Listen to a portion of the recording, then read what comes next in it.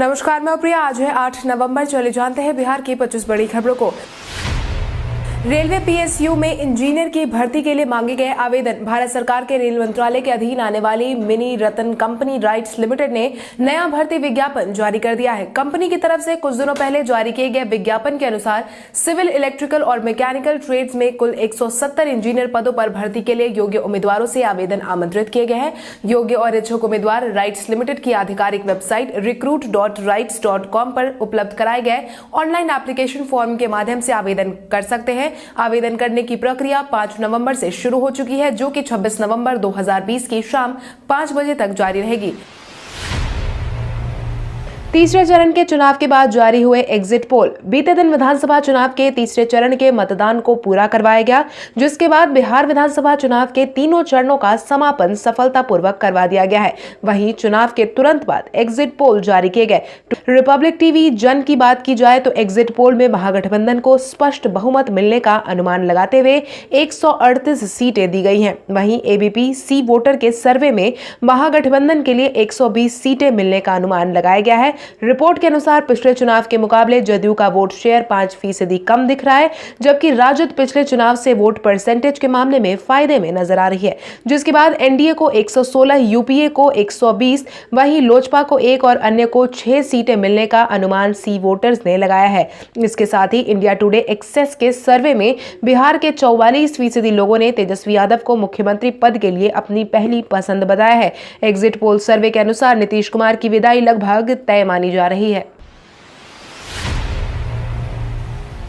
बोधगया के महाबोधि टेम्पल में आपको देखने को मिलेगा बहुत कुछ खास। महाबोधि मंदिर परिसर भगवान बुद्ध के जीवन से संबंधित 4 पवित्र स्थलों में से एक है और विशेष रूप से ज्ञान की प्राप्ति के लिए है। पहला मंदिर सम्राट अशोक द्वारा 3री शताब्दी ईसा पूर्व में बनाया गया था और वर्तमान मंदिर 5वीं या 6वीं शताब्दी से है। यह सबसे पुराने बौद्ध मंदिरों में से एक है जो पूरी तरह से ईंट से बनाया गया था। अभी भी भारत में गुप्तकालीन अवधि से खड़ा है। मुख्य मंदिर की दीवार की औसत ऊंचाई 11 मीटर है और इसे भारतीय मंदिर वास्तुकला की शास्त्रीय शैली में बनाया गया है। इसमें पूर्व और उत्तर की ओर से प्रवेश द्वार है और कम तहखाने हैं, जिसमें हनीस्कल और गीज डिजाइन के साथ सजावट की गई है। पटना में गंगा घाट पर ही होगा छठ। कोरोना के माहौल में दुर्गा पूजा के आयोजन पर लगी रोक के बाद यह उम्मीद जताई जा रही थी कि शायद अब छठ पूजा पर भी कोरोना का ग्रहण लग सकता है। पटना के प्रमंडलीय आयुक्त के आदेश के बाद अब छठ पूजा के आयोजन का रास्ता पूरी तरीके से साफ हो गया है। प्रमंडलीय आयुक्त ने पटना के डीएम और नगर आयुक्त को निर्देश दिया है कि वो छठ महापर्व के आयोजन को लेकर गंगा घाट पर तैयारी अपनी पूरी करे और गंगा घाटों की साफ सफाई के साथ साथ वहां बैरिकेडिंग और सोशल डिस्टेंसिंग का पूरा पालन किया जाए। बिहार में कोरोना के मिले 800 से ज्यादा मामले। बिहार में कोरोना प्रभावितों की संख्या में गिरावट देखने को मिली है। स्वास्थ्य विभाग की तरफ से बीते दिन के पिछले 24 घंटे में जारी किए गए आंकड़ों के अनुसार कुल मिलाकर 819 लोग पॉजिटिव पाए गए हैं, जिसके बाद प्रभावितों की संख्या बढ़कर 2,21,811 पर पहुंच गई है। वहीं प्रभावित जिलों की संख्या की बात करें तो अररिया में 22, अरवल में 5, औरंगाबाद में 6, बांका में 10, बेगूसराय में 12, भागलपुर में 7, भोजपुर में 3, बक्सर में 6, दरभंगा में 30, पूर्वी चंपारण में 17, गया में 57, गोपालगंज में 17, जमुई में 9, जहानाबाद में 20, कैमूर में 8, कटिहार में 5, किशनगंज में 9, लखीसराय में 10, मधेपुरा में 14, मधुबनी में 12, मुंगेर में 18, मुजफ्फरपुर में 24, नालंदा में 49, नवादा में 23, पटना में 262, पूर्णिया में 17, रोहतास में 8, सहरसा में 34, समस्तीपुर में 9, सारण में 12, शेखपुरा में 17, शिवहर में 7, सीतामढ़ी में 15, सिवान में 11, सुपौल में 6, वैशाली में 10, पश्चिम चंपारण में 13 मामले सामने आ चुके हैं। वहीं बिहार में अब तक सक्रिय मामलों की संख्या 6,763 पर पहुंच गई है। वहीं 1136 लोगों की जान जा चुकी है। दरभंगा एयरपोर्ट से आज भरी जाएगी पहली उड़ान। दरभंगा एयरपोर्ट का विद्यापति टर्मिनल अब बनकर तैयार हो चुका है। वहीं आज से यहां से विमानों का परिचालन भी शुरू हो जाएगा, जिसके परिणाम स्वरूप आज से दिल्ली, मुंबई और बेंगलुरु के लिए हवाई सेवा की शुरुआत हो जाएगी। 5 नवंबर को उड़ान को लेकर दरभंगा एयरपोर्ट में air force, airport authority of India और जिला प्रशासन के अधिकारियों की एक अहम बैठक करवाई गई, जिसमें तमाम तरह के बिंदुओं पर चर्चा की गई है। आपको बता दें, यात्रियों के सामानों को हवाई जहाज पर चढ़ाने के लिए और उपयुक्त होने वाले उपकरण को विमान में पहुंचाने से एक दिन पहले ही दरभंगा पहुंचा दिया गया था। अब हर दिन चलाई जाएगी Ranchi Patna special train. Railway ने रांची पटना के बीच हर दिन ट्रेन चलाने का ऐलान किया है। जो लोग त्योहारों के सीजन में अपने घर आना चाहते हैं तो ऑनलाइन माध्यम से टिकट बुकिंग करवा सकते हैं और यात्रा का आनंद ले सकते हैं। मिली जानकारी के अनुसार रेलवे ने अपना बयान जारी करते हुए कहा है कि ट्रेन संख्या 02364 रांची पटना स्पेशल ट्रेन 10 से 30 नवंबर तक हर दिन चलाई जाएगी। आपको बता दें, यह ट्रेन रांची से दोपहर 2:25 पर खुलेगी, जिसके बाद यह ट्रेन मुरी, बोकारो, गोमो, कोडरमा, गया स्टेशन पर रुकेगी। भारत के इतिहास में आज की तारीख कई कारणों से है दर्ज। भारत के इतिहास में आज की तारीख कई कारणों से दर्ज है, जिसकी शुरुआत साल 1661 में हुई। सिख धर्मगुरु हर रॉय ने आज ही के दिन साल 1661 में दुनिया को अलविदा कह दिया था। राहुल द्रविड़ और सचिन तेंदुलकर ने 1999 में एक दिवसीय क्रिकेट मैच में 331 रन की साझेदारी कर विश्व कीर्तिमान आज ही के दिन स्थापित किया।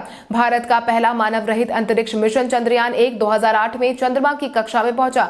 भारत सरकार ने 2016 में बड़े नोटों को विमुद्रीकरण किया, जिसमें 500 और 1000 रुपए के नोट का अवैध घोषित किया गया था। इसके साथ ही भारत की प्रसिद्ध कथक नृत्यांगना सितारा देवी का जन्म आज ही के दिन साल 1920 में हुआ। भाजपा के वरिष्ठ नेता और पूर्व प्रधानमंत्री लालकृष्ण आडवाणी का जन्म भी आज ही के दिन साल 1929 में हुआ था। इंजीनियरिंग छात्रों को एनआईटी पटना के छात्र बांट रहे हैं किताब। एनआईटी पटना के स्टूडेंट का एक समूह इंजीनियरिंग के छात्रों की मदद करने के लिए आगे आया है। किताबों से वंचित छात्रों की मदद के लिए एनआईटी पटना के छात्रों ने एक फेसबुक पेज बनाया है। इस कैंपेन के माध्यम से सीनियर बीटेक की किताबें लेकर वो जूनियर में बांटते हैं। आमतौर पर ऐसी मोटी महंगी किताबें यूं ही कबाड़ी वालों को बेच दी जाती थी, मगर अब ऐसी जरूरत छात्रों के काम आ रही है। इस कैंपेन से जुड़े सदस्य निरंजन कुमार ने बताया है कि इससे उन छात्रों को फायदा मिलेगा जो महंगी किताबें नहीं खरीद पाते हैं और कई बार अभाव के कारण ही उनकी पढ़ाई प्रभावित हो जाती है। विष्णुपद मंदिर में बीते दिन दिखी अनोखी शादी। गया जिले की दृष्टिबाधित पिंकी और महाराष्ट्र नागपुर के गोपाल ने विष्णुपद मंदिर में शादी की। विष्णुपद मंदिर में इन दोनों की शादी वैदिक मंत्रोच्चार के साथ करवाई गई। इसके साथ ही इनकी शादी के बाद ब्राह्मणों ने शादी के मंडप में गणेश आवाहन, पंचदेवता आवाहन के साथ नए दंपत्ति को आशीर्वाद दिया। आपको बता दें, इस शादी की सबसे बड़ी खासियत यही रही कि पिंकी का दूल्हा गोपाल 7 जन्म तक साथ निभाने का वादा करने के लिए गया से 1200 किलोमीटर दूर महाराष्ट्र नागपुर से चलकर पहुंचा था। शादी के समय दोनों ही दिव्यांग काफी प्रसन्न नजर आए।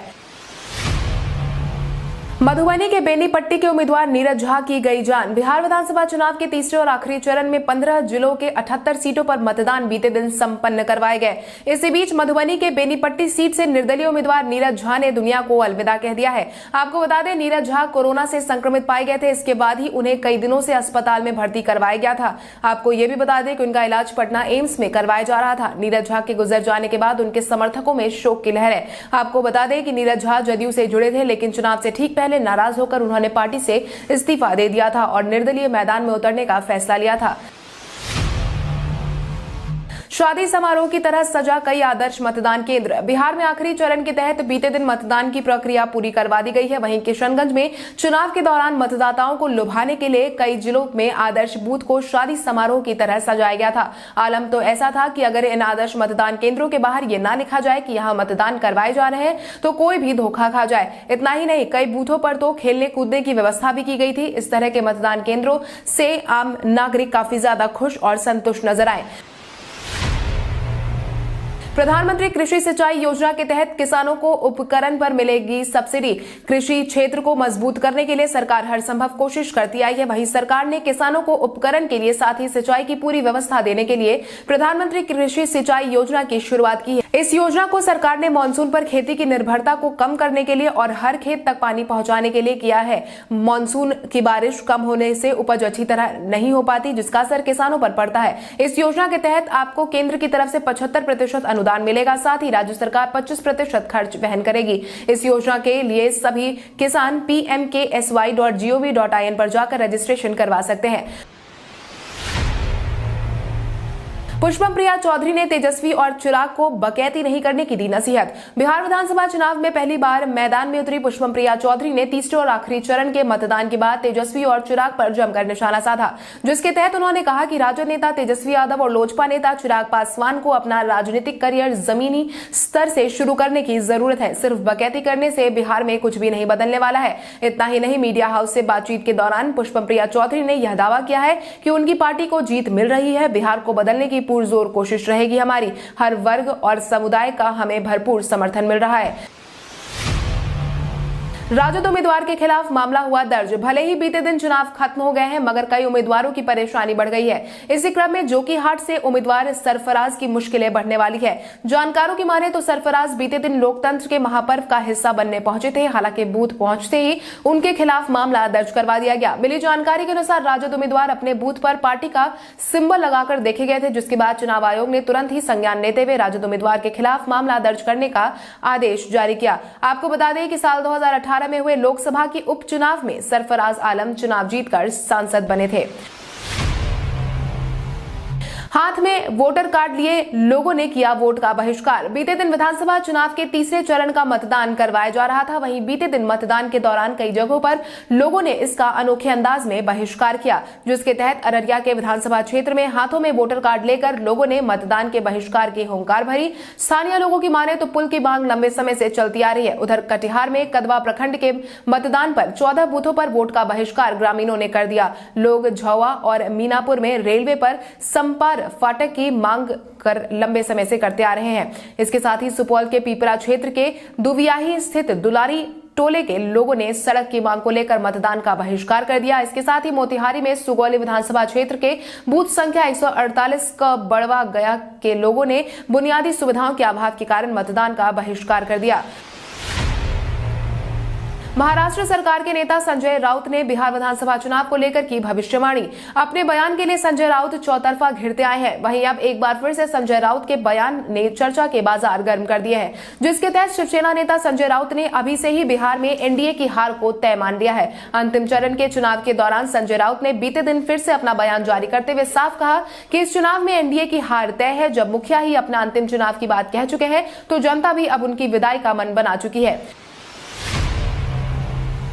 इस बार विधानसभा सीटों के परिणाम आने में हो सकती है देरी। बिहार विधानसभा चुनाव का अंत हो चुका है, वहीं अब बस मतगणना की बारी है, जिसके बाद अब सबको बस 10 नवंबर का इंतजार है। उसी दिन यह पता चलेगा कि आखिर किसकी सरकार आएगी और मुख्यमंत्री की कुर्सी पर कौन विराजमान होंगे। हालांकि कोरोना के कारण यह उम्मीद जताई जा रही है कि इस बार चुनाव परिणाम में देरी हो सकती है। माना जा रहा है कि कोरोना काल में हो रहे चुनाव को लेकर बूथों की संख्या में 45% की बढ़ोतरी के कारण सभी बूथों के वोटों की गिनती में थोड़ा अधिक समय लग सकता है। बताया गया है कि आयोग ने सभी स्ट्रांग रूम की सख्त सुरक्षा की व्यवस्था की है। आयोग के दिशा निर्देश के अनुसार त्रिस्तरीय सुरक्षा व्यवस्था की गई है। वहां सीसीटीवी कैमरे लगाए गए हैं। कोई भी उम्मीदवार या दल के प्रतिनिधि इसे देख सकते हैं। हज यात्रा के लिए ऑनलाइन आवेदन की प्रक्रिया हुई शुरू। हज यात्रा जाने की इच्छा रखने वालों के लिए खुशखबरी। हज यात्रा जाने के लिए आवेदन की प्रक्रिया शुरू हो गई है, जिसके बाद बीते दिन से इच्छुक यात्री अपनी यात्रा का रजिस्ट्रेशन आसानी से करवा सकते हैं। आपको बता दें, आवेदन करने की अंतिम तारीख 10 दिसंबर तय की गई है। वहीं हज यात्रा जाने के इच्छुक यात्री के लिए हज कमेटी की आधिकारिक वेबसाइट hajcommittee.gov.in पर फॉर्म का प्रारूप अपलोड कर दिया गया है। गौर करने की बात यह है कि कोरोना के कारण पहले इस यात्रा को निरस्त कर दिया गया था, लेकिन साल 2021 की हज यात्रा के लिए ऑनलाइन आवेदन की प्रक्रिया बीते दिन से शुरू हो गई। हालांकि यात्रियों को कोरोना की गाइडलाइन का पालन करना होगा।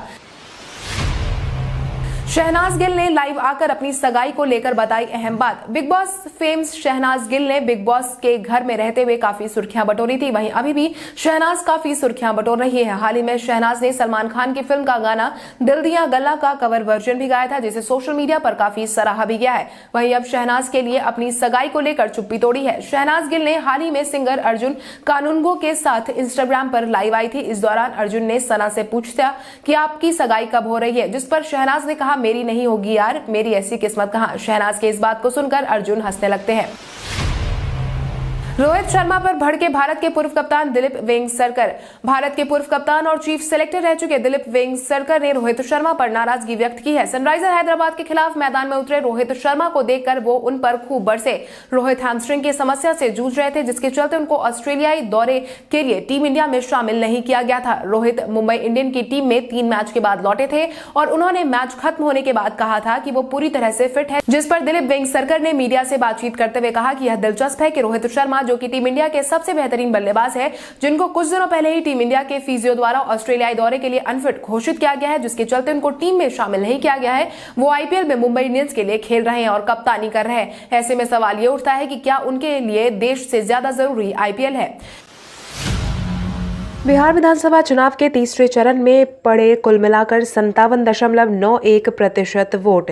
बिहार विधानसभा चुनाव में तीसरे चरण का मतदान बीते दिन करवा दिया गया है, जिसमें 15 जिलों के 78 विधानसभा क्षेत्रों में 1094 प्रत्याशियों की किस्मत का फैसला लिया गया है, जिसके बाद पश्चिम चंपारण में 56.02%, पूर्वी चंपारण में 57.16%, सीतामढ़ी में 55.84%, मधेपुरा में 56.36%, सुपौल में 61.19%, अररिया में 54.58%, किशनगंज में 62.55%, पूर्णिया में 59.25%, कटिहार में कुल मिलाकर 61.57% वोट पड़े। इसके साथ ही मधेपुरा में 59%, सहरसा में 60.20%, दरभंगा में 54.91%, मुजफ्फरपुर में 57.57%, वैशाली में 52.68%, समस्तीपुर में 58.15% वोट पड़े हैं। पेटीएम एसबीआई क्रेडिट कार्ड हुआ लॉन्च। कुछ दिनों पहले पेटीएम ने क्रेडिट कार्ड लॉन्च करने की घोषणा कर दी थी, जिसके बाद अब पेटीएम ने एसबीआई कार्ड के साथ मिलकर contactless Paytm SBI credit card launch कर दिया है। क्रेडिट कार्ड पर अलग अलग फायदे भी यूजर को दिए जा रहे हैं। आपको बता दें, कंपनी में 2 वेरिएंट है जिसमें क्रेडिट कार्ड लॉन्च किए गए हैं, जिसके तहत पहला पेटीएम एसबीआई और दूसरा पेटीएम एसबीआई कार्ड सेलेक्टिव, दोनों ही वीजा कार्ड होंगे।